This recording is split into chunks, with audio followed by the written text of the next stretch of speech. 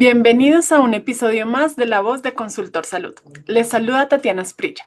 En el marco del Día Mundial de los Tumores Cerebrales, ponemos bajo la lupa los desafíos epidemiológicos, regulatorios y clínicos que plantea esta compleja patología en Colombia y América Latina. Para abordar la urgencia del diagnóstico oportuno, las barreras de acceso en el sistema y la vanguardia en tratamientos de precisión, le damos la bienvenida al doctor Nadine Abdala. Él es neurocirujano con entrenamiento especializado en tumores cerebrales y cirugía de epilepsia, investigador en neurociencias y líder del Centro de Tumores Cerebrales de la Clínica General del Norte en Barranquilla. Doctor Abdala, bienvenido a Consultor Salud. Es un honor contar con su experiencia hoy. ¿Cómo se encuentra?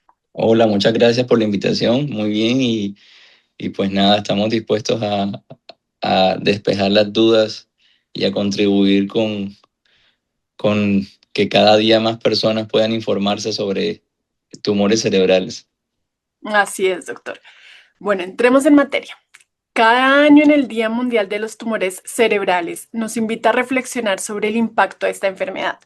Aunque no es el cáncer más frecuente, su complejidad e implicaciones neurológicas lo hace uno de los más desafiantes para la ciencia médica. Doctor, para poner en perspectiva a nuestra audiencia, ¿cuál es la realidad epidemiológica actual de los tumores cerebrales en nuestra región y por qué sigue siendo tan crucial visibilizar esta patología? Realmente en Colombia no existe un censo nacional respecto al número de personas diagnosticadas realmente con tumores cerebrales. Los tumores cerebrales comprenden una gama de varios tipos de tumores que no solamente son aquellos que nacen primariamente en el cerebro, sino que también pueden migrar al cerebro. Por ejemplo, los cánceres, casi todos los tipos de cánceres, los más frecuentes del mundo, como son el cáncer de pulmón, el cáncer de mama, los cánceres renales, el cáncer de tiroides, el cáncer de piel, pueden tener compromisos del sistema nervioso central y periférico y migrar al cerebro, y también ocasionan invasión cerebral, por lo que termina siendo un tumor cerebral. El Instituto Nacional de Cancerología en Bogotá ha hecho un esfuerzo, creo que el CETIC en Bogotá también ha hecho otro esfuerzo y nosotros localmente hemos hecho un esfuerzo por intentar consolidar una base de datos que nos permita darte esa respuesta, pero hasta el día de hoy no existe. Lo que sí es cierto es que en el mundo las estadísticas mundiales lo que nos permite dimensionar es que la proporción de pacientes que se enfermaron en la década pasada de tumores cerebrales se está duplicando en esta década que va corriendo. Eso lo que quiere decir es que va en aumento. No se sabe, pero se especula que probablemente esto esté ligado a un tema ambiental. Puede ser un factor genético, de mutaciones genéticas, puede ser un factor alimentario o alimenticio, y también puede ser un factor de la abrumadora uso de tecnología que no está demostrado aún, pero probablemente puede existir un efecto secundario relacionado con el uso de tantos dispositivos electrónicos alrededor de nuestra cabeza constantemente. En Colombia, creo yo que la proporción es muy parecida a la que se encuentra en el mundo. Sin embargo, tenemos una limitante, y es que nuestro diagnóstico está siendo retardado. Es decir, muchas veces los pacientes llegan cuando ya o es muy difícil eh, ocasionar un impacto real a través de una cirugía o de los tratamientos oncológicos, o cuando realmente el paciente está en una fase terminal. Entonces, hoy nosotros en Colombia lo que le apuntamos es a intentar que las personas se informen, consulten rápidamente al médico y puedan ir a centros especializados donde puedan resolver y darle el tratamiento más oportuno a esta patología. Doctor, uno de los mayores retos para el paciente es el reconocimiento de los síntomas. El dolor de cabeza es extremadamente común en la población general, pero en el caso de un tumor cerebral suele acompañarse de otras señales que a veces se confunden con fatiga o con estrés. ¿Cuáles son esos signos de alerta o banderas rojas que diferencian una cefalia común de un síntoma neurológico que requiere atención médica especializada inmediata? Lo primero es que existen muchos medios de comunicación e incluso especialistas clínicos que las veces que han mencionado la cefalea como un signo cardinal en el diagnóstico de un tumor cerebral, el 90% de las personas que sufren cefalea entonces consultan con su especialista intentando descartar que tengan esta enfermedad. Y lo primero es, no todo dolor de cabeza significa que tengas un tumor cerebral, como tú bien lo dijiste. El dolor de cabeza o la cefalea por un tumor cerebral es un dolor de cabeza insidioso, constante, permanente, que generalmente va en aumento, que no se cura a pesar de los tratamientos y que tiene una duración probablemente por más de varios días, aún así esté recibiendo tratamiento. Cuando un paciente tiene un dolor de cabeza persistente que no mejora, que no tiene antecedente de migraña, que no está asociado a ningún trauma craneoencefálico y que a pesar del tratamiento médico o automedicado o medicado por un médico especialista o un médico general no mejora, lo más común es que este paciente debe ser llevado a un estudio imagenológico para descartar que no tenga alguna patología intracraniana, en este caso un tumor cerebral o cualquiera de las otras que lo puede producir. Ahora bien, la cefalea en el mundo es el signo más común en pacientes con tumores cerebrales. El segundo signo más común es pacientes que presentan crisis convulsivas, eh, es decir, pacientes que tienen un ataque convulsivo, que es que mueven un bracito o una pierna o la mitad del cuerpo o en su defecto todo el cuerpo sincrónicamente por una descarga normal del cerebro. Y la tercera causa más común o el tercer síntoma más común es la pérdida de la función de alguna parte del cuerpo. Por ejemplo, que empieces a sentir que se te duerme la mano, o que se te duerme el brazo, o que se te cae la mano, o que pierdes fuerza en la mano o el brazo, o en cualquiera de tus extremidades, o en la cara, es un signo y un síntoma que debe ser incluso el paciente dirigido de forma urgente a un servicio, valga la redundancia, de urgencia en el país para que sea diagnosticado rápidamente, ya sea porque sea un tumor cerebral o porque esté pasando algo distinto en el cerebrito de la persona.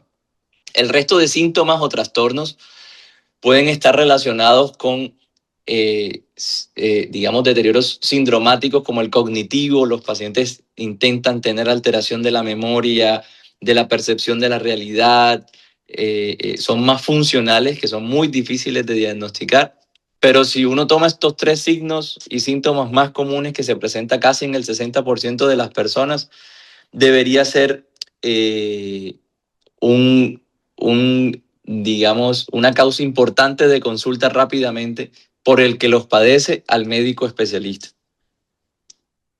Algunos estudios, doctor, sugieren que mientras en países de ingresos altos la media de edad al diagnóstico ronda los aproximadamente 60 años, pero en varios países de Latinoamérica estamos viendo picos de incidencia en adultos significativamente más jóvenes, alrededor de los 45 años. Ya nos había mencionado algunas características que pueden incidir en esto, pero ¿a qué se podría atribuir la aparición en nuestra región a esa edad? Hay factores genéticos, ambientales, subregistro en el adulto mayor. Pues fíjate que el gran problema del diagnóstico en nuestro país, bueno, la ventaja hoy en día es que los jóvenes tienen más acceso a la información. Entonces consultan más rápidamente al médico, uno, dos.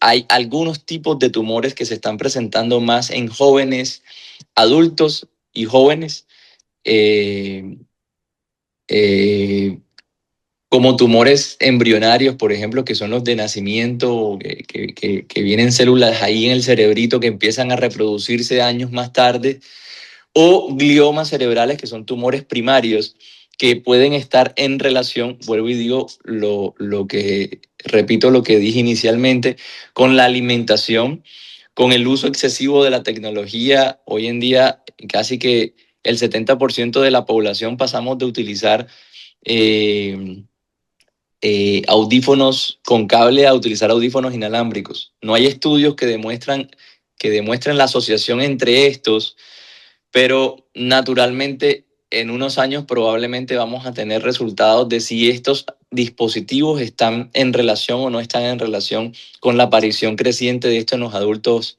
y adultos jóvenes.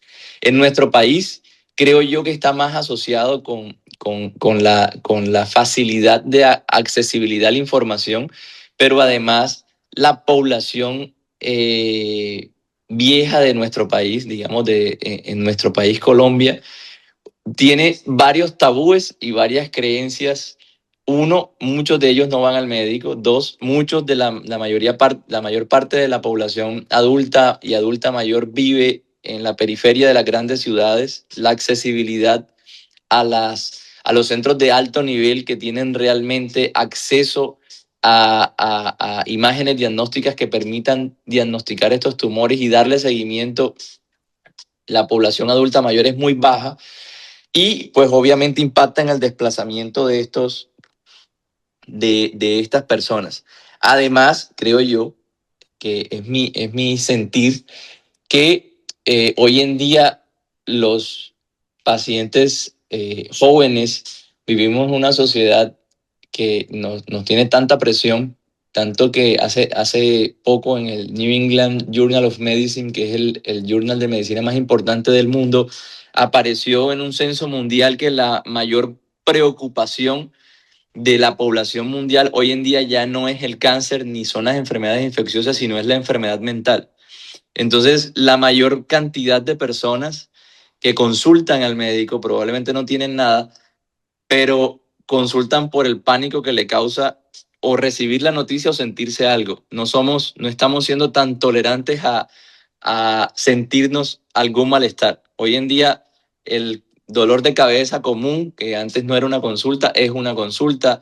La migraña va en aumento, las enfermedades mentales van en aumento, las enfermedades funcionales van en aumento, la gastritis va en aumento.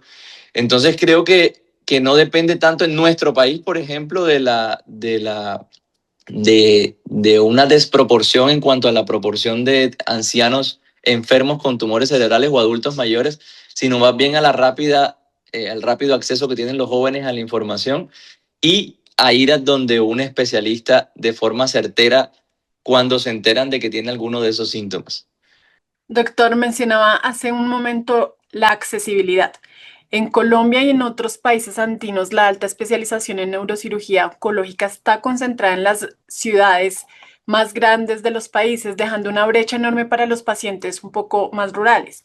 ¿Cuál es el impacto real en la supervivencia de un paciente cuando el diagnóstico se realiza en una zona periférica o rural en lugar de un centro de alta complejidad en la capital?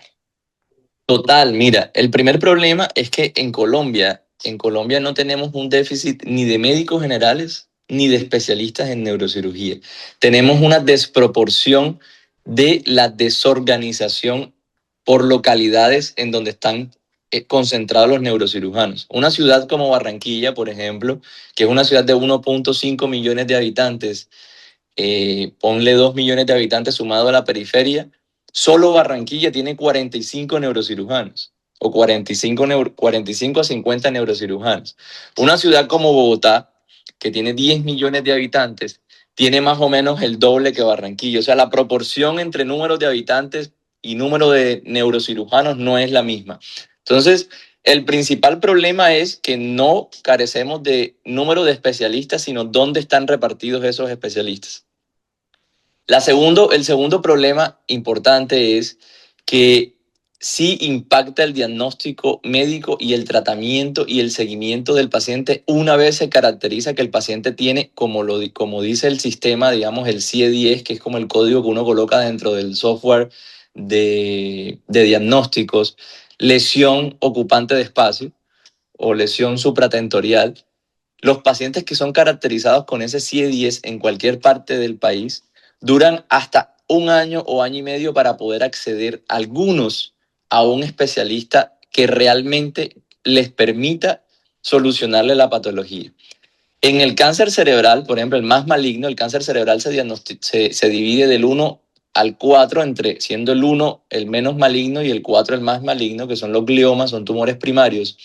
En el 4, que es el más maligno de todos, eh, el tiempo apremia. Una vez se diagnostica el paciente, el tiempo de sobrevida a la enfermedad, si no se hace nada, pueden ser hasta 8 meses. Entonces, muchos de estos pacientes que son diagnosticados en centros, entre comillas, suburbanos o que no tienen la capacidad de darle seguimientos, estos pacientes llegan tardíamente a los centros de alta complejidad en un estado bastante limitado, con un deterioro neurológico marcado y cuando ya no se puede hacer absolutamente nada. El impacto de un paciente de esto, digamos, de una persona que se logra o que logra ser remitida a tiempo a un centro de alta especialidad como la Clínica General del Norte en Barranquilla, puede ser el tiempo de sobrevida a un cáncer de esto hasta 3 años. Eso quiere decir que disminuimos la tercera parte o las 2/3 partes del tiempo de vida cuando no se tiene un tratamiento efectivo. En el caso de los otros tipos de tumores, por ejemplo, el glioma, los grados 2 o 3, que son menos malignos que el grado 4, en estos tumores impacta varias cosas, impactan, pero uno, obviamente, impacta el tiempo del diagnóstico, desde el momento que se diagnostica hasta el momento que se trata, pero además el tratamiento debe ser certero porque la primera cirugía, en el caso de que se ha llevado a cirugía, es la más importante de todas, teniendo en cuenta que se debe resecar o quitar la mayor cantidad de tumor posible sin ocasionarle un déficit neurológico al paciente. La pregunta que viene es, que estamos llamados a hacernos es, ¿y por qué esto no pasa en algunos centros? No pasa porque desafortunadamente en Colombia no existe, primero no existen centros de referencia y dos, los pacientes son remitidos muchas veces a centros donde hay neurocirugía, pero no cuentan con la suficiente tecnología para poder llevar al paciente una resección del tumor completa. Y esto está terminando, termina pues, y está terminando de impactar en la patología y en el destino de estos pacientes porque muchas veces tienen que ser reintervenidos, tienen que ser vueltos a operar, tenemos que volverlos a llevar a una sala de cirugía y en ese momento el impacto oncológico ya no va a ser igual que si lo hubiésemos tratado la primera vez en un centro de alta especialidad. Para finalizar, te digo, en Colombia no existen centros de referencias en neurooncología ni en tumores cerebrales. Creo que la Fundación Santa Fe de Bogotá, el Instituto Nacional de Cancerología, CETIC, tal vez el Hospital Infantil de San José en Bogotá, son centros referentes en la ciudad, en Bogotá. En la costa norte no existe un centro de referencia, que es lo que nosotros estamos y hemos intentado construir a lo largo de este tiempo en la Clínica General del Norte, volvernos un centro de referencia en patología tumoral cerebral, pero además creo que los centros que te acabo de mencionar, incluyendo el nuestro, son los centros que tienen capacidad, no desconozco si otro tipo de clínica, pero son los centros que tienen la capacidad de ofrecer la tecnología intraoperatoria que permite tratar al paciente de forma efectiva y lograr la resección del tumor máxima que se pueda en un primer procedimiento quirúrgico. Y eso obviamente va a impactar en el tiempo de sobrevida que tenga el paciente a la enfermedad. Doctor, en el cerebro la distinción clásica entre benigno y maligno puede ser engañosa. Un tumor histológicamente benigno, como ciertos meningiomas, ubicado en el tronco encefálico, puede tener consecuencias devastadoras. ¿Por qué en la neurooncología la localización anatómica del tumor puede llegar a ser tan o más crítica que el propio grado de malignidad celular? Sí, ok. Esa es una pregunta muy profunda, pero muy importante porque resulta que, bueno, lo primero que hay que tener en cuenta es que, como tú bien lo decías, lo de malignidad en el cerebro es relativo. Hoy en día no solamente es importante tener el grado de malignidad, sino las características moleculares de esa malignidad. Por ejemplo, tú puedes tener un carro del año 2000, pero si este carro tiene un motor 2026, probablemente va a correr igual de rápido que cualquier carro 2026. En el cerebro pasa algo parecido. Puede existir un tumor, entre comillas, de un grado, eh, digamos, que permita que su crecimiento sea, entre comillas, benévolo, pero cuando obtenemos un patrón molecular nos damos cuenta que su forma de crecimiento puede ser acelerada. Entonces, que un tumor crezca aceleradamente también termina siendo maligno porque termina por destruir las estructuras que tiene alrededor. No por su estirpe celular, como tú lo dijiste, sino por su forma de crecimiento desproporcionada. Ahora bien, La localización en el cerebro es muy importante porque en el cerebro hay áreas esenciales y hay áreas no esenciales. Uno puede quitar en la cirugía, resecar, cortar, disecar estructuras cerebrales que nos permiten tener comportamiento bihemisférico, como por ejemplo, o representación bihemisférica, como por ejemplo la memoria. Tenemos dos hipocampos de cada lado y podemos guardar información de los dos lados. Si uno quitara el de un lado, pues tu cerebro sigue funcionando con el que tiene de reserva del otro lado. Pero hay áreas en el cerebro esenciales que no son susceptibles de que sean manipuladas. La mayoría de ellas, como tú lo dijiste, quedan en el tallo cerebral. El tallo cerebral se llama tallo cerebral porque es la región que une al cerebro con el resto de nuestro cuerpo. Y ahí están todos los núcleos vitales. El núcleo que maneja la respiración, el patrón respiratorio, el que maneja las pulsaciones cardíacas, el que controla los movimientos de los ojos, los núcleos que controlan la deglución, la capacidad que tenemos de tragar saliva y no ahogarnos con nuestra propia saliva.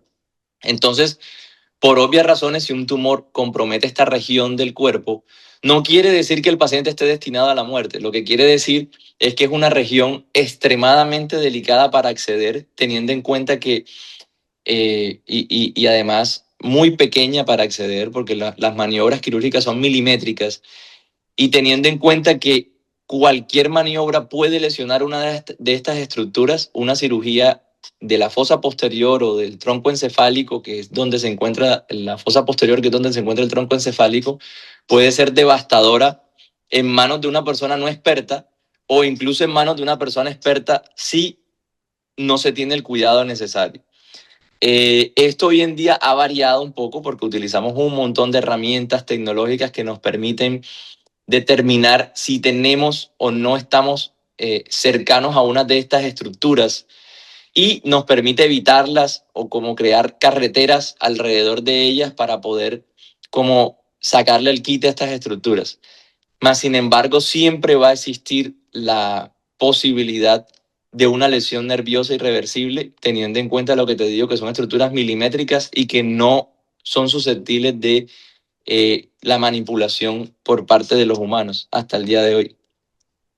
Doctor, y en ese sentido sabemos que en la medicina y sobre todo en la medicina oncológica se suele decir que el tiempo es vida. Y en la neurología el tiempo también es una función cognitiva, como nos lo menciona. Además, sabemos que los tumores cerebrales varían enormemente, desde lesiones benignas hasta subtipos alarmantemente agresivos, como los glioblastomas. Sí. ¿Qué herramienta diagnóstica está marcando la diferencia hoy en día para lograr una detección oportuna y cómo influye la clasificación molecular del tumor en el pronóstico del paciente? Bueno, hoy en día lo más importante, creo yo, es la clasificación molecular en el impacto del paciente. Bueno, después de la cirugía, lo más importante es la clasificación molecular. Primero debe haber una buena cirugía con la resección máxima segura. Se considera que una resección, en el caso del ejemplo que tú me colocas del glioblastoma, una resección oncológica, debe ser el 100% del tumor. Adicionalmente, un margen más o menos aproximadamente de 1 milímetro, milímetro y medio alrededor del tumor. ¿Para qué? Para quitar la mayor cantidad de células posibles. Si esto no se puede conseguir, una resección mayor a un 90% se considera una resección óptima, teniendo en cuenta que hay veces que se encuentran cercas estructuras que no se pueden tocar.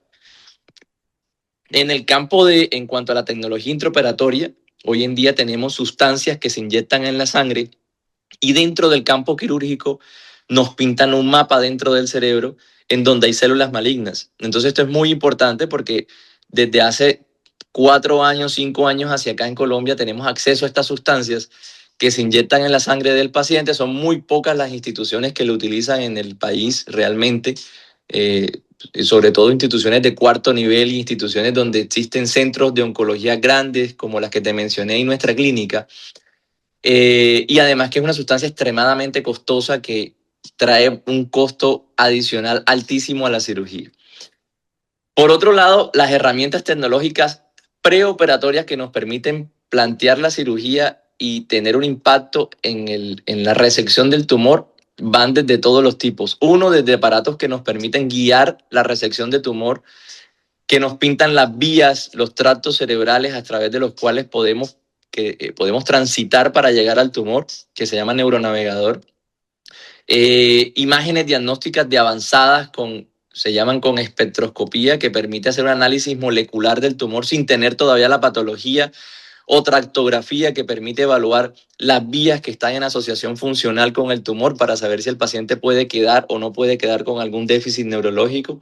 Tenemos herramientas tecnológicas imagenológicas como resonancia funcional, por ejemplo, que nos permite evaluar con el paciente despierto y hablando y bajo una serie de test neurocognitivos metido en el resonador, evaluar cuáles son las áreas esenciales en su cerebro para que, por ejemplo, un profesor de matemática no pierda las áreas esenciales que utiliza durante su carrera como matemático, o un ingeniero civil en el caso de calcular las propiedades, digamos, de tensión de un puente, o el maestro de lenguas que no vaya a perder la capacidad de poder recordar palabras que antes sí recordaba. Todas estas herramientas tecnológicas las tenemos disponibles, creo que las instituciones que te mencioné y la Clínica General del Norte en Barranquilla.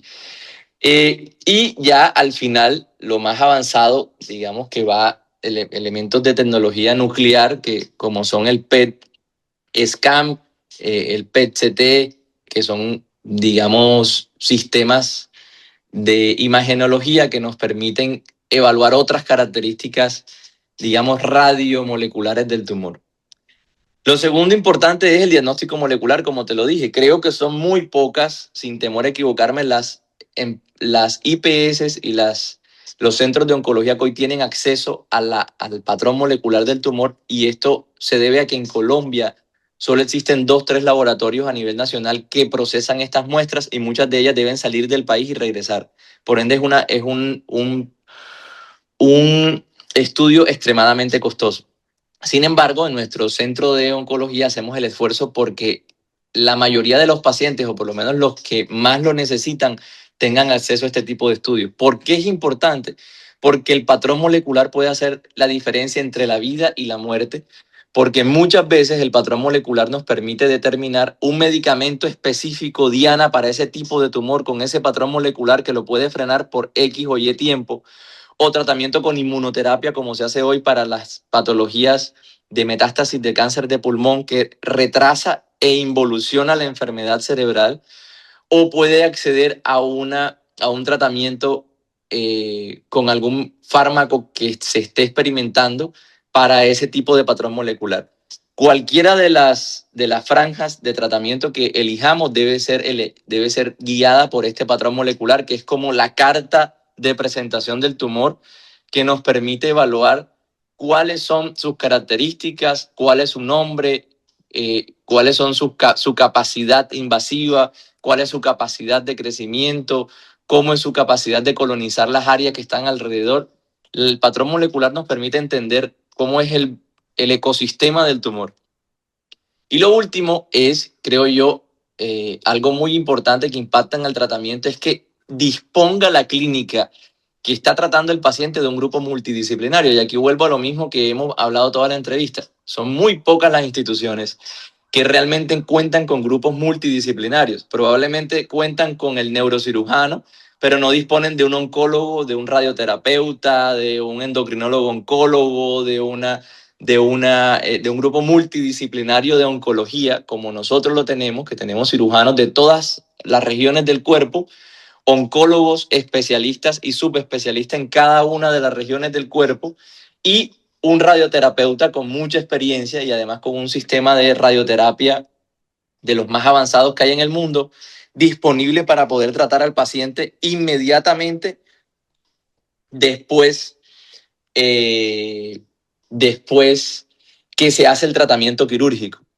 Y esto es algo importante, y ya para finalizar, porque muchas veces se opera al paciente en una institución X y pasan 3, 4, 5, 6 meses para que el paciente pueda ser visto por un oncólogo o recibir el tratamiento oncológico y radiooncológico.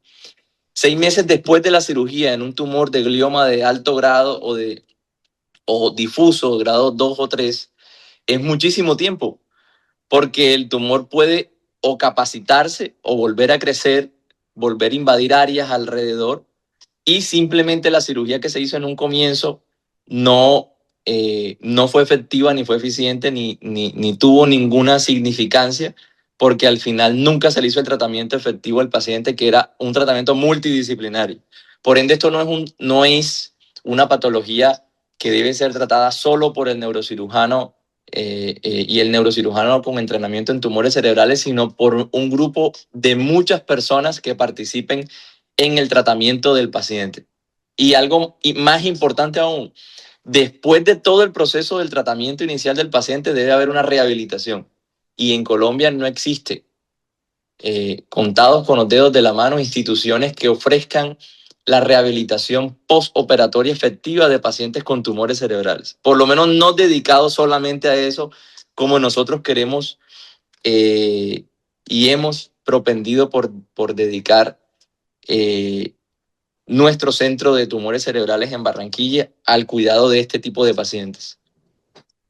Doctor, y tocando un poco el tema del acceso, el tiempo que transcurre entre los primeros síntomas de un paciente, la orden de una resonancia magnética con contraste, la cita con el neurocirujano, el tratamiento adecuado o la cirugía definitiva puede tardar meses debido a trámites administrativos. En el contexto de nuestro modelo de aseguramiento en salud, ¿cuáles son los principales cuellos de botella que retrasan el inicio del tratamiento oportuno? Los principales cuellos de botella, creo yo, son uno, que el tratamiento oncológico es un tratamiento de alto costo. Entonces las autorizaciones muchas veces por las EPS se retrasa por el alto costo que esto le genera, este tipo de pacientes le genera. Dos, creo que se retrasa porque la red que las EPS, y sobre todo acá en la costa, tienen muchas veces derivan a los pacientes a centros donde no disponen de un grupo multidisciplinario. Y luego cuando el paciente requiere del servicio, tienen que tercerizar ese servicio con otras IPS con las que no tienen convenio, y eso retrasa el tratamiento oncológico. En Colombia, como te lo dije, no hay centros de referencia. Esto se solucionaría, por ejemplo, creando centros de referencia desde el Ministerio de Salud y desde las Secretarías de Salud Distrital, en donde clínicas se especialicen en cierto tipo de patología y se puede evaluar bajo un mismo estándar lo que se hace con cada paciente y darle a todos los pacientes, independientemente su EPS, su nivel socioeconómico y su nivel de aseguramiento, el mismo tratamiento y el tratamiento mejor disponible para cada tipo de patología. Y finalmente creo también que muchas veces se retrasa el tratamiento ni siquiera por culpa de la EPS, sino por desconocimiento de las personas que atienden en las EPS, o sea, del rol administrativo, que no conocen realmente lo urgente que es tratar una patología tumoral cerebral. Entonces, creo que en Colombia tenemos una muy buena neurocirugía, creo que tenemos todas las herramientas para hacer neurocirugía, igual que en los grandes países desarrollados del mundo. Sin embargo, creo que esto genera un alto costo para el sistema de seguridad social, pero más allá del costo que genere, el retraso está en la capacidad que tenga la EPS de detectar sus pacientes con tumores cerebrales, en el caso de esta enfermedad, y de remitirlos a centros donde se les pueda tratar de forma integral. Doctor, en cuanto a familia y cuidadores, el deterioro neurológico progresivo genera un desgaste emocional y físico inmenso en el cuidador principal. Además, la integración de cuidados paliativos no debe verse como el final del camino, sino como un soporte sintomático temprano. ¿Cómo debe prepararse el entorno familiar para manejar los cambios cognitivos o de personalidad del paciente? ¿Y cuándo es el momento clínico ideal para involucrar al equipo de cuidado paliativo? Ok, esa es una pregunta también difícil de responder, pero nosotros en nuestro centro de tumores cerebrales, de hecho, hoy, mañana y todo el mes, vamos a estar haciendo una campaña con un sticker que creamos precisamente para los pacientes, los familiares de pacientes que tienen eh, familiares que padecen de tumores cerebrales, independientemente si son benignos o son malignos. ¿Por qué? Porque para nosotros es muy importante que los pacientes se sientan acompañados y dos, el tumor cerebral como enfermedad no es una enfermedad que ataca solo al paciente, sino ataca al paciente y a la familia, porque cambia los hábitos alimenticios, porque muchos de ellos requieren una rehabilitación intensa que tiene que ser apoyada por la familia, porque la familia tiene que comprender que puede tener cambios de comportamiento, cambios de alteraciones de comportamiento importantes a veces. Entonces, todas estas tópicos nosotros los evaluamos durante el proceso mientras el paciente es diagnosticado y es llevado a cirugía. Es decir, hacemos una evaluación neuropsicológica importante y de trabajo social del paciente y de su familia. Luego, no te puedo hablar por las demás clínicas porque no creo yo que no lo hacen tan así. Tuve la oportunidad de estar en la Fundación Santa Fe y en el Hospital San José Infantil, que fue donde me formé, y lo aprendí de ahí y luego lo replico acá, pero no sé si en otras instituciones lo hagan. Pero después del tratamiento y durante el tratamiento, o sea, de la rehabilitación, nuestra clínica, la Clínica General del Norte, le hace seguimiento tanto al paciente como a la familia y apoyo psicológico. Es decir, porque muchos de los familiares se ven afectados por el estado en que tienen a su familiar. Y a su paciente en casa. Muchos de ellos, si están en un estado terminal, quedan con sonda nasogástrica, con sonda de traqueostomía, con gastrostomía. Entonces, no es lo normal ver a su familia en un estado como ese. Entonces, nosotros desde nuestra institución le hacemos acompañamiento a todos los pacientes y familiares desde que ingresan a la clínica hasta después de que se van de la clínica.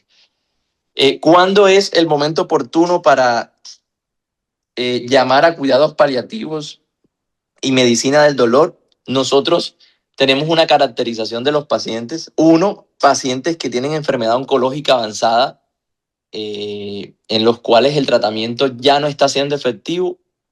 Ahí interviene medicina del dolor y cuidados paliativos. Dos, pacientes que tienen dolor crónico o dolor acompañado de un síndrome paraneoplásico. Ahí interviene cuidados paliativos. O desafortunadamente cuando llegan pacientes en los que no se les puede hacer absolutamente nada desde el punto de vista quirúrgico, ahí interviene cuidados paliativos. Sin embargo, existen personas dentro de nuestra institución que se encargan de vigilar cuáles pacientes y cuáles no deben ser intervenidos por cuidados paliativos. Muchas veces al cirujano, por lo menos a mí, puede que se me pase eh, cargar la orden en el sistema, pero ellos que están pendientes de eso sí activan de una vez el protocolo para que cuidados paliativos lo vean. No sé cómo es en el resto de instituciones, pero yo creería que para poder tener un centro de oncología integral y de tumores cerebrales es, lo que te digo, importante tener un grupo multidisciplinario y por supuesto cuidados paliativos hace parte de todas estas personas esenciales en nuestro grupo. Claro que sí, doctor. Y finalmente, el abordaje integral de los tumores cerebrales no es un reto exclusivo del médico en el quirófano, requiere de un engranaje perfecto entre la política pública, la práctica clínica y la eficiencia administrativa para transformar los indicadores de supervivencia y calidad de vida en nuestra región. Para cerrar, doctor, en el marco de este Día Mundial, ¿cuál es el mensaje o llamado a la acción urgente que deja usted en los entes gubernamentales, el personal médico de primera línea y a los tomadores de decisión, ya sea aseguradores y administradores de salud, para cambiar el rumbo de esta enfermedad en el país? Bueno, primero decirle a todos los pacientes con tumores cerebrales que han sido diagnosticados y que están en proceso de recuperación o en su posoperatorio, el lema de nuestra campaña contra los tumores cerebrales en este mes, y es que detrás de cada diagnóstico hay una historia, una familia y una esperanza que no se rinde desde el punto de vista médico y personal. Por eso nuestro lema es: no todos los héroes llevan capas, sino que algunos luchan en silencio. Lo otro es que, y bueno, obviamente que juntos podemos luchar contra esta enfermedad. Eh, lo otro es que desde el punto de vista administrativo, para el sistema de seguridad social, yo pensaría que uno, debemos crear en Colombia un tracking de tumores cerebrales, es decir, debe haber un censo nacional de pacientes con tumores cerebrales para poder determinar cuál es el gasto presupuestal que la nación tiene alrededor de pacientes con este tipo de enfermedad y poder ir en vía de estandarizar protocolos que permitan crear centros de excelencia, porque hoy en día cada ciudad y cada IPS implementa protocolos al libre albedrío o dependiendo de dónde se formó el neurocirujano. En el mundo ya existen protocolos estandarizados para cada tipo de tumor y para cada tipo de patología y además debe existir un consenso de expertos aquí en el país como en muchas otras enfermedades de qué se debe hacer en cada uno de los tipos de tumores cerebrales para que todos los pacientes tengan la posibilidad de acceder al mismo estándar de calidad a nivel nacional. Lo segundo, desde el punto de vista también administrativo con las EPS, yo creo que se debe tener especial cuidado con estos pacientes y darle prioridad porque los tumores cerebrales malignos y los tumores cerebrales que son medianamente malignos realmente deterioran significativamente la calidad de vida. Y esto termina impactando en la vida del paciente, pero también terminan impactando en un costo eh, para el sistema de seguridad social elevadísimo, que es en el cuidado de ese paciente deteriorado, que muy probablemente pudo haber sido tratado oportunamente.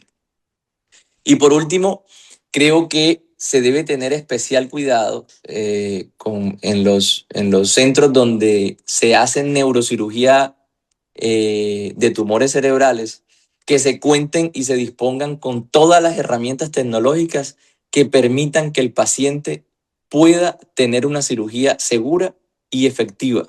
No es solo operar por operar, no es solamente tomar una biopsia, no es solamente tomar una muestra del tumor, no, es lograr quitar la mayor cantidad de lesión posible para conseguir la mayor posibilidad de curación posible en el paciente.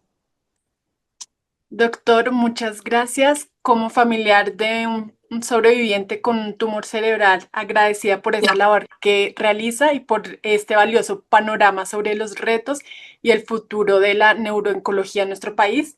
A todos ustedes, nuestra comunidad de profesionales, tomadores de decisión y líderes del sector, gracias por su sintonía. La conversación no termina aquí. Para mantenerse al día con la información regulatoria, los análisis de salud pública y la vanguardia médica, los invitamos a seguirnos en todas nuestras redes sociales y a suscribirse a nuestros canales.